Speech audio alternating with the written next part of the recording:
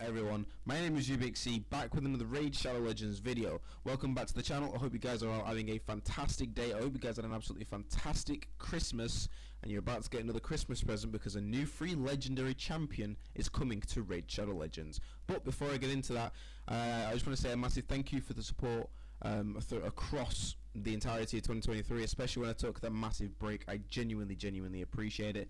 Just another couple of things I want to get through before I get into the video. My situation with the whole monitor situation has been fixed now. I have a new monitor, so we're back making videos again. I was a bit worried that I wasn't able to. You know, monitors can be quite expensive for the I say income that I'm on. I don't earn much money, but I earn barely nothing because unfortunately I don't have a job or a source of income. But yeah, we managed to get ourselves a new monitor. The headset is working. The monitor was a Christmas present, so I'm extremely grateful for that. It actually came as a surprise to me, to be honest. I wasn't expecting it. You know, I was expecting that I'd have to get it myself and save up for it, but yeah, no, it came as a huge surprise, so I'm extremely grateful for that. And another thing I just want to say, if you are enjoying the content, please give the subscribe button a click. It genuinely does mean a lot. Now, onto the video. I've waffled too much, taking too much of you guys' time. Let's get into it. So yes, Plarium have officially announced a new legendary champion is coming to Raid Shadow Legends in January of 2024. So basically in the next week or so, hopefully. Now, I'm going to make this video off the presumption that it is going to be a login champion, a 7-day login champion, not like Still the Drakes, not one of these where is it, day logins, not one of these, an actual 7-day login champion. So I want to take this video to actually look at the recent 7-day login champions and see how good they were. If you're wondering how to get one of these 7-day login champions, it was simple. You literally just had to log in for 7 days. Even if you couldn't play the game that day, as long as you turned the game on, claimed the daily reward, you're fine. And after 7 days, you got a free legendary. So I want to talk about the free legendaries, the login daily legendaries that we all got, and see which one was the best and which one wasn't so good. So this is in no particular order, by the way.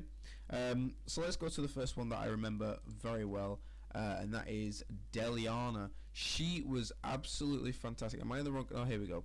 She was absolutely incredible in my opinion. I think she was really good. I quite enjoyed using her. When I had her, I used her in quite a lot of areas. So she had an AoE and a chance of placing a leech debuff, which basically means if a leech debuff goes onto an enemy, especially the clan boss for example, your champions heal depending on how much damage they do. It's basically a lifesteal sort of thing, but on an enemy, if that makes sense.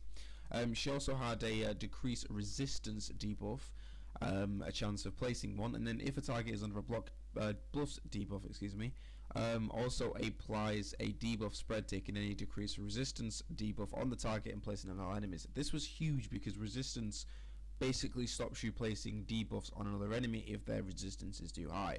So bringing this down by 50% was huge. It was basically allowing your debuffs to pop. A3 attacks all enemies, has a 75% chance of placing a block buffs debuff on each enemy for 2 turns. Heals all allies by 5% of their max HP for each block buffs debuff placed by this skill, excuse me. Fills the champion's turn meat by 10% for each block buffs debuff attempt blocked or resisted by the enemy. This was, again, this was big. Block buffs was basically, you know, if you're coming up against one of those annoying enemies that has a continuous heal, then it's annoying. You know, you're trying to stop them healing and they're just healing themselves. Like, can you stop, please? But this actually, you know, pretty much prevented that from happening, which is very good. A4 or passive rather, sorry, increases champion's accuracy by 2 for every 1000 HP champion this champion has. Then an actual active effect, so one you could place yourself, places a 25% strengthen buff on all allies for 2 turns every time this champion's HP drops below 50%. This is brilliant. Strengthen basically limits the amount of damage, decreases the amount of damage that each champion will take, and obviously the increase of accuracy was huge. So if you had like 50k HP, that's like 100 accuracy. That's huge. You know what I mean? You didn't have to completely plug her with a lot of accuracy because she gets it herself. So that was Liana. She was again a fantastic champion, and yeah, so she was just one of them. So the next one I'm going to look at is Ninja. He was a massive collaboration between Plarium and the popular Fortnite streamer Ninja. He, by the way, I think Ninja is probably one of my favorite champions on this game when I had him. Obviously, I think he's in shards as a normal champion now. Maybe he isn't, I don't know. But when he was free, he was so good. So, attacks one enemy has a 45% chance of placing a 60% decrease defense buff for 2 turns. Also fills this champion's turn meter by 15% when used against bosses. This was huge because obviously you want this on your A1. You want it constantly popping off. Attacks 3 times at random. This was great for bosses. Each hit has a 75% chance of placing a HP burn debuff for 3 turns. Great for clan boss. Absolutely fantastic for clan boss and dragon and all those other ones. When used against bosses, will instantly activate an HP burn debuffs, including HP burn debuffs placed by this skill. This was huge. He popped out so much damage, it was insane. Attacks all enemies, has a 75% chance of placing a freeze debuff for 1 turn. When targeting a boss, will only attack the boss, not all enemies, and will ignore 50% of the target's defense. That also is massive. Will also decrease the cooldown of the hail burn skill, which I believe is this one, by 1 turn. This was huge. He genuinely had such a fun kit to use. You know what I mean? Especially against clan boss, he was brilliant. And then of course his passive increases Ninja's attack by 10% and crit damage by 5% each time a single enemy is hit by all 3 of his active skills in a single round. When fighting bosses, will increase by 20% up to 100 and crit damage. Just reading this alone, I hope I can get Ninja in a shard actually if it's still available. He was absolutely fantastic for the clan boss. He was pummeling the clan boss with so much damage, it was insane. I loved using him, and yeah, there's Ninja. So the next one was another collaboration between Raid and a popular, I guess, celebrity or figure in the world, and that was Ronda Rousey, who I believe is a wrestler. She was absolutely fantastic in this game, and I'm going to show you why. She was good in Arena. So attacks one enemy 3 times, places an extra hit if the target is less than 50% after the 3rd hit. So that could be 4 hits, boom, gone, knockout, no pun intended. Attacks one enemy 3 times, will ignore shield buffs and 30% of the target's defense. Places a block passive skills and active skills. This is huge. So places the blocks passive skills. I can't speak today. Before attacking. This debuff cannot be resisted, so you do not need to worry about accuracy. Also places in a block active skills debuff for 2 turns after attacking. Again, cannot be resisted. Don't need accuracy for that skill. Attacks all enemies 2 times. Damage increases by 30% if this champion has more than 50% HP. Also passive immune to turn meter reduction effects when this skill is not on cooldown. Decreases all turn meter reduction effects by 50% when this skill is on cooldown. And then a passive has a 50% chance to join an attack whenever an ally attacks an enemy. So basically, if you use ally attack, especially against something like the Fire Knight, everyone's going. She has a passive where she just goes whenever. Nothing triggers it apart from the 15% chance. She just wants to join in. She goes in, beats them up for you. You can move on. And then also places a shield for 2 turns equal to 40% of their max HP at the start of each round. Not turn, round. So at the beginning of the game, round, not turn. So it's not every turn, otherwise that would be insane. But she was really, really good. I enjoyed using her. I did do a video on her, which actually did quite well, so thanks for that. And yeah, she's an exceptional champion. I think she had a skin, didn't she? Yeah, she had a Glacial Fury skin. Look at that. That was so cool. Yeah, that was Ronda.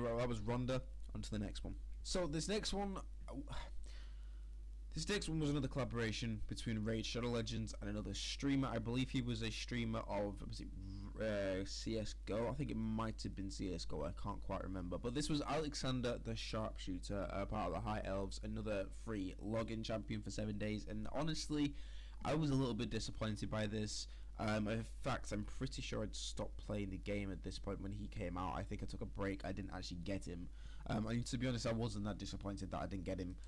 Yeah, he's a free legendary, but has a 50% chance of placing a freeze debuff. This chance increases to 75% against enemies from the Orc and Ogryn tribe factions. And then he attacks all enemies, has a 75% chance of placing a 60% decreased defense and a 75% chance of placing a weakened debuff against enemies from the Orc and Ogryn tribes faction. I think this, where it says against certain factions, I think threw it off for a lot of players because he couldn't really do much against actual like other enemies, because you don't really come up against a lot of orcs and ogrins in the arena, for example. As far as I'm aware, anyway. So yeah, he was very targeted against different certain factions, especially the Orc and Ogrin, and yeah. So attacks one enemy, it removes all buffs from the target, removes all buffs from the target before attacking enemies from the Orc and Ogrin, and of course as the aura. He was just, I think, quite a disappointing.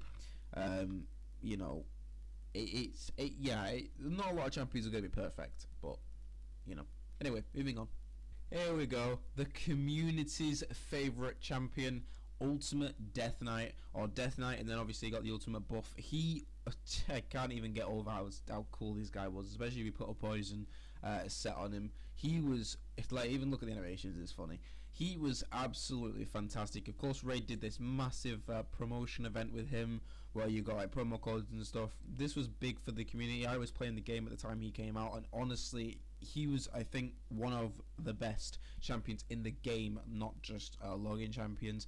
He was so good. So A1 attacks one enemy, has a 30% chance of placing a provoke debuff for one turn. This chance increases to 55% against legendary champions. Again, provoke is sometimes a good one, especially if you're up against champions that do a lot of AoE damage on like an A2 and A3, and you really want them to target you, so they don't have to use that. Or you've got a counter attack on this champion and you want that to happen. A2 rats off to you. Attacks all enemies, has an 80% chance of placing a 50% decreased attack debuff for 2 turns. Also has an 80% chance of placing a fear debuff for 1 turn on each legendary champion. He was, with this skill, fantastic, especially against Hydra. He was one of my favourite champions to use against Hydra. He was so good. Places a shield buff and a 50% continuous heal on all allies for 2 turns. The value of the shield buff is proportional to the champion's defense. This was also fantastic against Hydra because you're allowing every other champion to heal, and it goes down to a 3-turn cooldown as well. So if you've got him on a lot of speed, or you're boosting his speed or turn meter, he's popping those continuous heals as much as possible. Passive number 1. Whenever an ally is attacked, has an 100% chance of completely blocking one hit. This was broken. Not broken as in like a glitch or a bug. This was insane to use. So it has a 100% chance of completely blocking one hit. So whenever a champion took a hit, he would take the hit instead, as far as I'm aware, if I can remember rightly. This champion will receive the damage instead. It will also redirect any debuffs from the hit to this champion.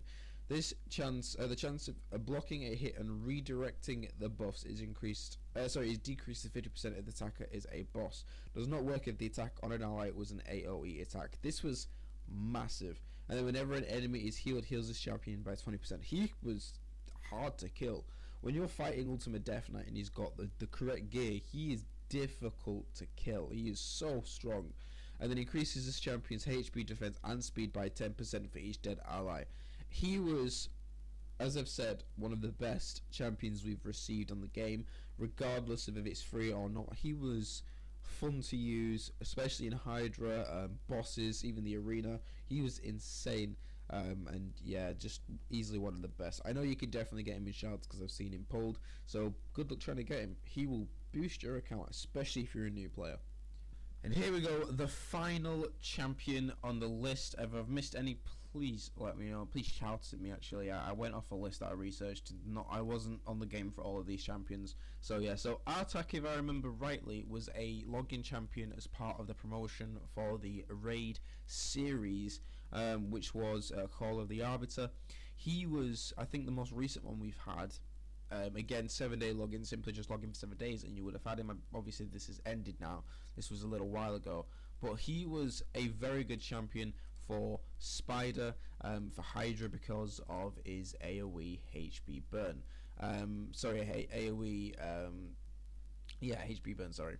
So his A3 would place the burn, obviously restore his champion's destroyed max HP for each HP burn debuff placed by the skill, and then it heals them for every HP burn debuff attempt blocked or resisted. He would also have a chance of extending the duration of any HP burn debuffs on each target, and because this was an AoE, it was strong, especially against Spider, which HP Burn is pretty much the main go-to for Spider, because the way it works is if you've got a HP Burn on everyone, every time the little spiders take a turn, the HP Burn gets activated. The main Spider takes a hit.